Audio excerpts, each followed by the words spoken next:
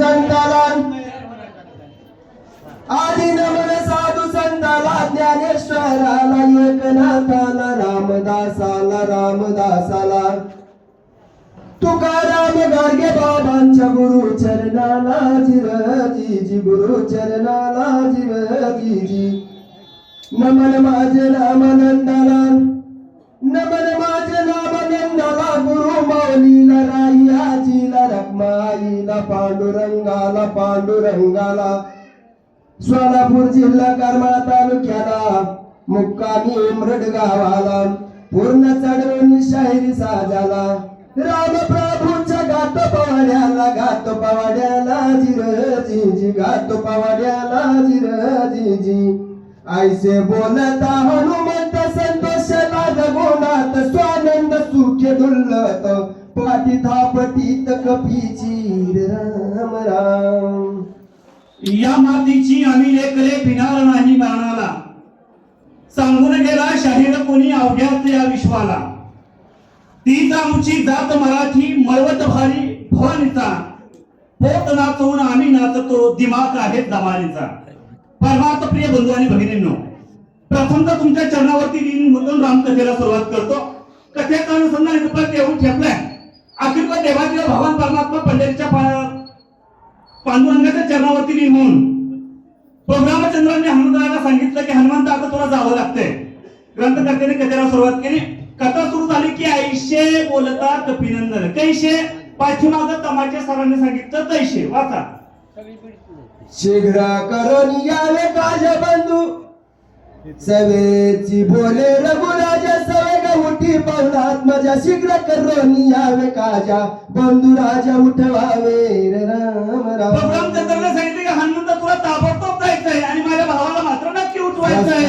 असो तुझं लागी कल्याण असो सर्वांगी सर्वता विजयी जगी तनु सर्वांगी सुदृढ राम राम ऐक ना एका महत्वाच्या कामासाठी तू चाललाय त्यासाठी तुला happy journey you can go hello म्हणता होई चिरंजीवी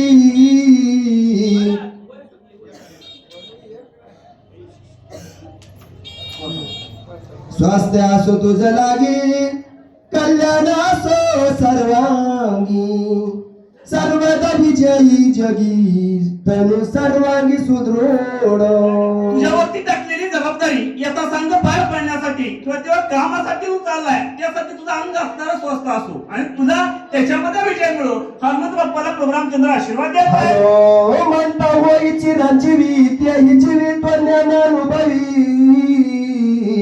ज्ञान विज्ञान पदवी तुझे निवावे जगासी चिरंजीव होतील ज्ञान आणि विज्ञान नावाच्या पदवी तुला सहज मिळून जातील सहज रामचंद्र आशीर्वाद देत आहे आता मी तुझं देव आशीर्वाद तवा पूर्वीचा तुझे बळागाद प्रताप कीर्ती अति प्रसिद्ध ऐक सावध सांगेन ऐक ना मी तुला काय म्हणून असलेला आशीर्वाद देऊ काय म्हणून तुझ्या पाठीवरती असणारे शब्दाची थाप टाकू शिंदे मला प्रश्न असा होतोय वाढवून सांगितलं की लोक म्हणतात पांघरा लावलाय आणि शॉर्टकट सांगितलं म्हणलं ह्याला येत नाही इकडं तिकडं होईल अशी बऱ्याच ठिकाणी अवस्था होती पण माझ्याकडून तुझ्या पाठीवरती काय म्हणून शब्दाची थाप टाकायची शिंदे महाराज कुसुमाग्रज नावाचा कवी एका ठिकाणी सुंदर म्हणतोय ओळखलं सर मला पावसात आला कोणी कपडे होते करमलेले केसावरती पाणी शरबत असल्यानंतर हसता बोलण्यावरती पाहुणी गंगामाई पाहुणी आली गेली घरच्यात राहुणी माहेरवाशी पोरीसारखी चार भिंतीत असली मोकळ्या हाती जाईल कशी बायको मात्र वाचते करवालीला घेऊन संध्या सर आता लढतो आहे पल्ली भिंत बांधत आहे चिखल गाळत काढत आहे खिशाकडे हात जाता हसत उठला पैसे नको सर मला एकटेपणा वाचला मोडून पडला संसार तरी बोलला नाही कना आणि पाठीवरती हात ठेवून नुसते लढ म्हणा कुठेतरी तुमच्या शपथीची थाप जर माझ्या पाठीमागे असेल तर मी या कामामध्ये यशस्वी होऊ शकतो हनुमंतराला बोलताय बाळपण्या करेला बांधू तवच इंद्रियानी त्याला हनुमंत येना बाविदान तय पासून तुझ झाले ऐक ना हनुमान तुझ्या पराक्रमाची ख्याती तुझ्या पुढे मी आता जाता मानतो तुला आठवतंय का जन्म झाल्यानंतर तू सूर्याला गेला होता त्यावेळेस असणारं काय झालं तुझ्या हनुवटीवरती वज्र नावाचा हत्यार आपटलं आणि त्यामुळे तर तू स्वतः कमवलेलं नाव हनुमंत आहे प्रभू रामचंद्र बोलताय त्या रवीच्या धावण्यासी कोण आले लोक पाळ वेगेसी ख्याती लावी तयासी ऐक सावकाशी सांग जेव्हा तू तो सूर्याला गिळायला निघाला तेव्हा सूर्याच्या मदतीला लोक असताना धावून आले. चला कुठेतरी आपली सूर्य देवता असताना अडचणीत आहेत, कुठेतरी त्याच्यावरती असताना विघ्न ओढवलंय, म्हणून असताना सगळे लोकपाळ असताना आले त्या लोकपाळाबरोबर कशा पद्धतीने तू युद्ध खेळलं ते आता मी तुला सांगतो. प्रभू रामचंद्र हनुमंताला बोलताय. कुंठित झाले इंद्र वज्रे शिवाचा शिळे झाला चोर वरुणाचे पाश समग्र चुरे झाले. ऐक ना हनुमाईक, तुला आठवतंय का त्या असणाऱ्या इंद्र असताना धावून आला, त्याचं वज्र असताना बोललं गेलं, शंकराचे पाच असताना संपले गेले. असा पराक्रम तू बालपणी केलाय. कधी बालपणी ज्यावेळेस तुझा जन्म झाला तर सूर्याला गिळायला गेला होता तेव्हा केलाय. आता तर तू मोठा टणक झालाय. प्रभू रामचंद्र हनुमाला बोलताय. तुझं बाजीवरून पास दुसरा अस्त्र मी अस्त्र में पास तिसरा कर्माचा कर्म पास तुझं वीर्य सवादी. तुला वरून पास काही करू शकत नाही, कर्माचा कर्म पास काही करू शकत नाही, आश्रमाचा आश्रम पास काही करू शकत नाही. असा या सगळ्याच्या वेगळा धर्म पास ज्ञान पास अवताराचा पास सावे परब्रह्मीचा ब्रह्म पास तुझं सहसबाधीना. धर्म पास कर्म पास सगळे कोणते जेवढे पास असतील त्या पासाच्या वेगळा तू असणारा हनुमंतराय आहे. प्रभू रामचंद्र बोलताय. तेने वरून पास ते किती तुझा बांधव या मारुती यमाची देते कोण शक्ती तुझं निश्चिती दंडावया. सगळ्या यमाचा सगळ्यावरती असणारा कब्जा आहे. जो यम सगळ्याला असणाऱ्या आपल्या ताब्यामध्ये यमानी येत सगळं जग पदाभिमाने लग बघा दंड घेऊन यावेगा तुझं सवेगा दंडवाला. आपल्या हातामध्ये असताना यमदंड घेतले, तुझ्यावरती अटॅच केला, तुला पकडायला आला, पण त्याच्या ताब्यामध्ये तू सापडला नाही. त्या यमाचा यमदंड पायी मोडून गेला तुझे देई इतर बापुरी कोण काय हनुमान पायी दंडावया. पुढे तुम्ही आम्ही सगळे असणारे गिळंकृत होत आहेत. यम प्रत्येकावरती ताबा मिळवतोय. मी तर असं म्हणेन एक वेळेस आपला जन्म होईल का सांगता येत नाही, जन्म होईल का नाही हे सांगता येत नाही, पण मृत्यू हे अटळ आहे. प्राण घेतले प्राण मुलीचे बाई, माणूस म्हणून तिला कुणी पोटात ठेवत नाही. जन्मू दे ग आई मला, जन्मू दे ग आई. जो गर्भ जन्माला येतोय तो आपल्या आईला उद्देशून म्हणतोय, जन्मू दे ग आई मला, जन्मू दे ग आई. मी जन्मण्याआधीच मला मारू नको आई. आपला जन्म होईल का नाही हे सांगता येत नाही, पण जन्म झाल्यानंतर मृत्यू हा अटळ आहे, तो यमाच्या ताब्यात जातोय. पण महत्वाचं आहे, ऐक ना हन्ना, तू मात्र त्या यमापुढे तू त्या यमाचं तुझ्या पुढे काही चालू शकत नाही. एवढा तू पराक्रमी, एवढा तू बलशाली आहे. प्रभू रामचंद्र हनुमंतरायाला बोलताय. अग्नी वायू कुबेर चंद्र सर्वही झाले तुझे किंकर एवढा दत्त साचार हनुमान वीर ती लोकी. अग्नी असेल, वायू असेल, कुबेर असेल, हे सगळे तुझे असणारे किंकर आहेत, तुझे दास आहेत, तुझे असणारे सेवक आहेत. एवढा धनटाकर, एवढा पराक्रमी, एवढा गौरवशाली असणारा हनुमंतराय तू आहे. त्याच्यामुळं मी टाकलेली जबाबदारी तू यथासंग पार पाडणार आहे, याच्यामध्ये शंकाच नाही. प्रभू रामचंद्र बोलताय. आपुल्या प्रताप शक्ती लावली सकळांची वरदोती वज्रदेही अशी ख्याती त्रिजगती मिरबीजे. ना तू स्वतःच्या सामर्थ्यावरती, स्वतःच्या पराक्रमावरती वज्रदेह नावाचे असणारे नाव स्वतःला कमवलेलं आहे. असा असणारा प्रतापवान, असा तू शौर्यवान, असा असणारा बलवान तू माझा हनुमंतराय आहे. प्रभू रामचंद्र आशीर्वाद देत आहे. काय से माझे वरदान आतुर बळी वायू नंदने वेगे करुणी उड्डाण बंधुरत्न मज देई.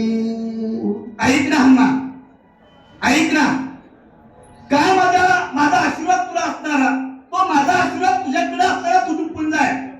तू स्वसामर्थ्यावरती, स्वपराक्रमावरती, स्वख्यातीवरती नक्कीच मी टाकलेली जबाबदारी तू यथासंग पार पाडतो.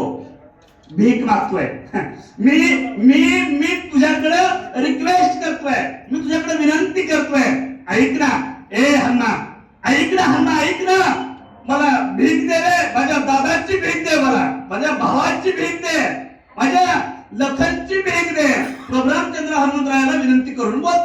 ऐसे बोलत श्रीरामचंद्र सका वंदनांचे भार ऐकून पिंजरीला कपिंद्र अति भ्यासूर भासे तेरे राम राम. ज्यावेळेस प्रोग्राम देणारी पुन्हा पुन्हा रिक्वेस्ट केली, विनंती केली, शपथची थाप पाठीवरती टाकली, त्यावेळेस मात्र हनुमंतरायाला आवेश आला.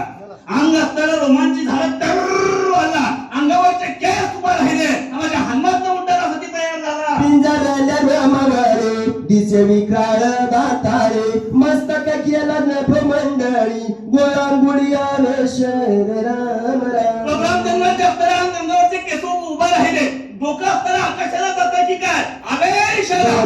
दिसती नेत्र गोळ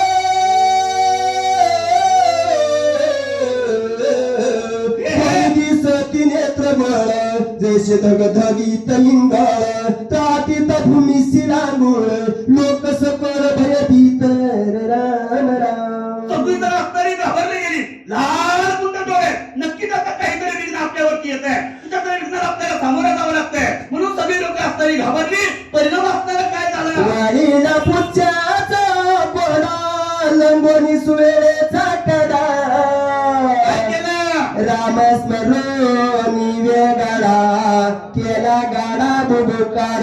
शेपूट असताना वर केला, प्रभावचंद्राच्या नावाचा पुकार केला, मोठाची मोठा आवाज झाला, माझा हनुमंतराय निघाला. ऐकून त्याचा बुबुकार दचके कैलासी शंकर मांडहण बडिले तुरे गोरांदर मांडिले. त्यावेळेस हनुमंतरायानं मोठ्यानं रावणाचा भूंकार केला. कैलासावरती शंकर असताना घाबरले गेले.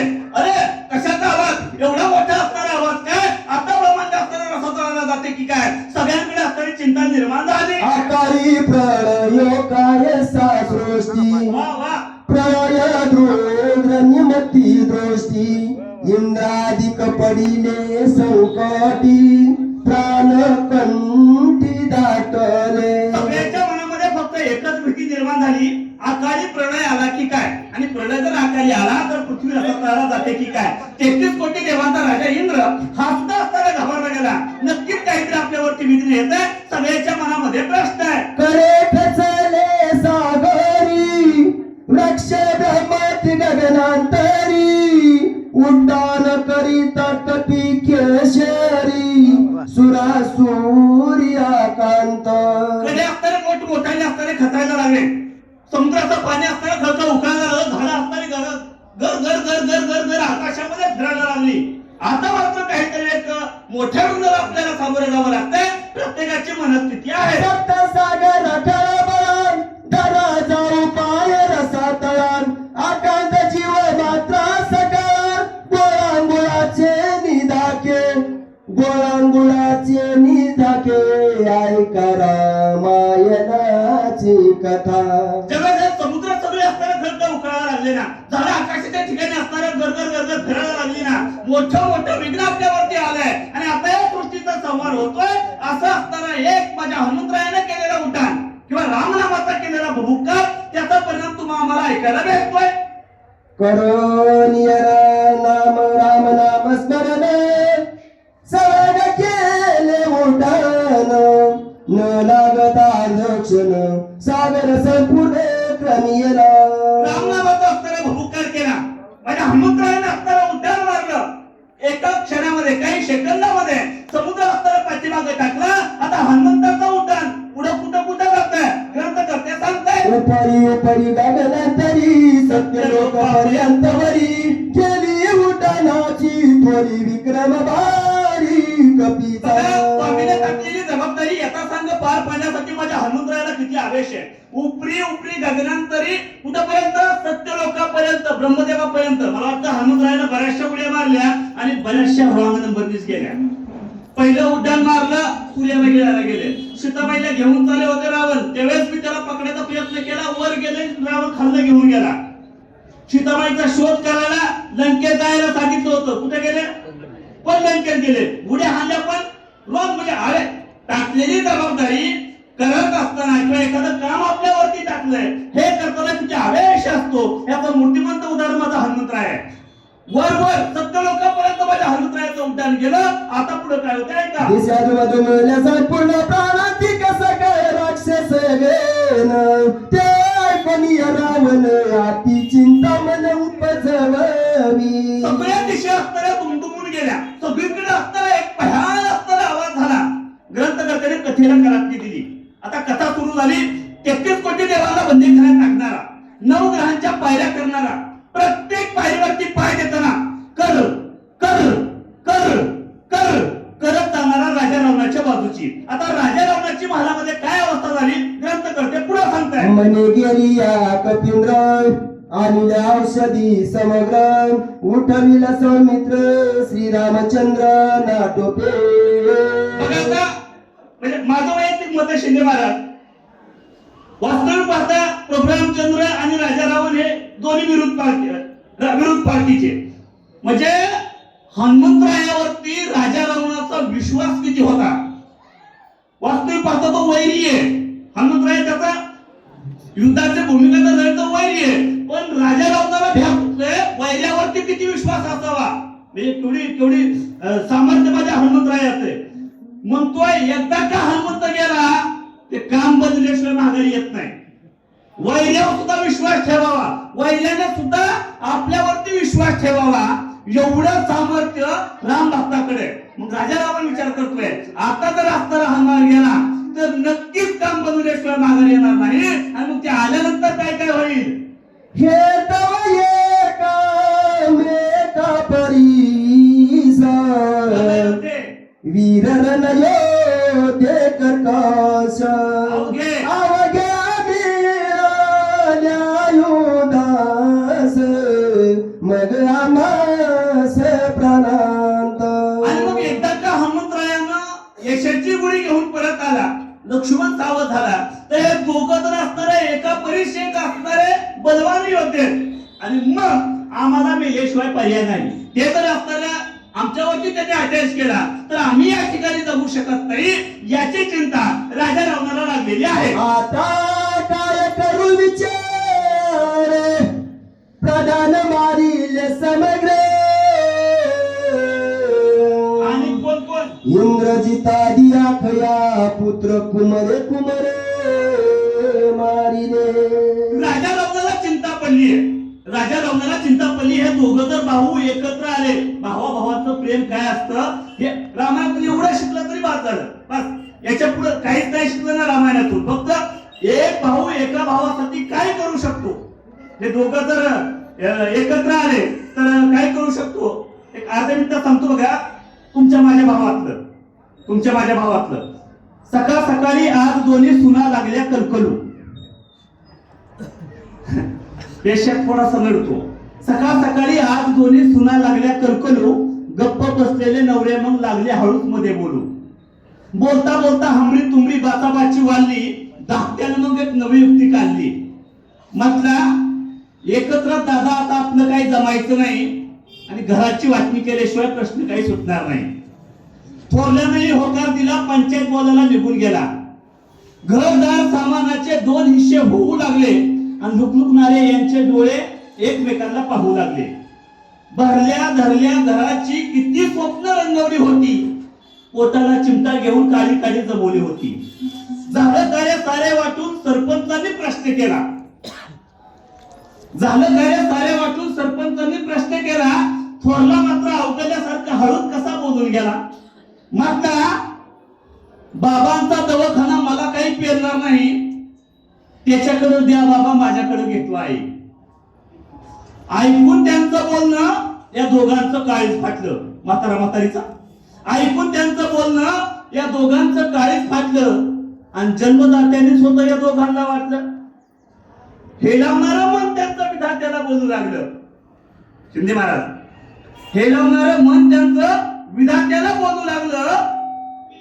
विधात्या असला दिवस धावण्याआधी आम्हाला का नेलं नाही. हेलावणारं मन त्यांचं विधात्याला बोलू लागलं. विधात्या असला दिवस धावण्याआधी आम्हाला का नेलं नाही. आणि पोटी पोरं देण्यापेक्षा वांजोटा ठेवलं नाही. पुढे जाऊन जर असली अवलाद आमच्या पोटी येत असेल, पुढे जाऊन जर अशी संतती आमच्या पोटी जन्माला येत असेल, तर याच्यापेक्षा वांजोटाची आम्ही कधी सहन केलं असतं. समाजामध्ये फिरत असताना, समाजामध्ये वावरत असताना कुणीतरी आमच्याकडे वोट केलं असतं आणि म्हटलं असतं वांजोट तर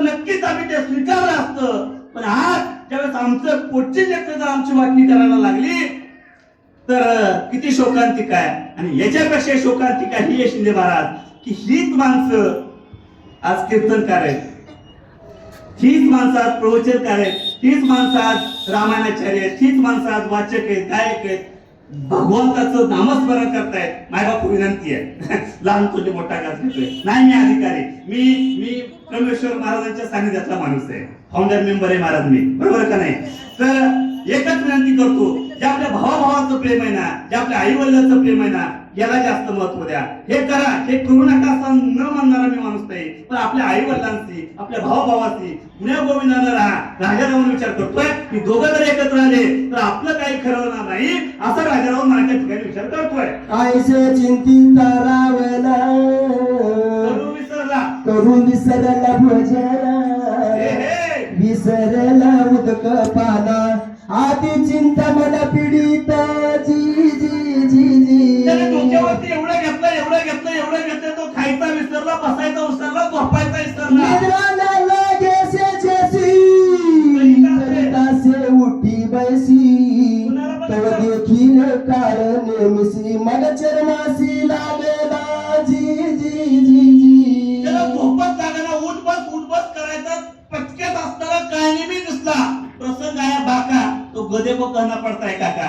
वेळ आली काय नेहमीच्या चरणावरती लोटांगर आपण राजारावण काय चारी मुखे सरतीला दाडा विकट विकरा दोघे बघित नेत्र गोळा जैसे इंगळ खदिरांचे जी जी जी जी. काळा लाल गुंड असणारे डोळे असणारा ब्यापूर काय नेहमी राजारावणाला बघितलाय.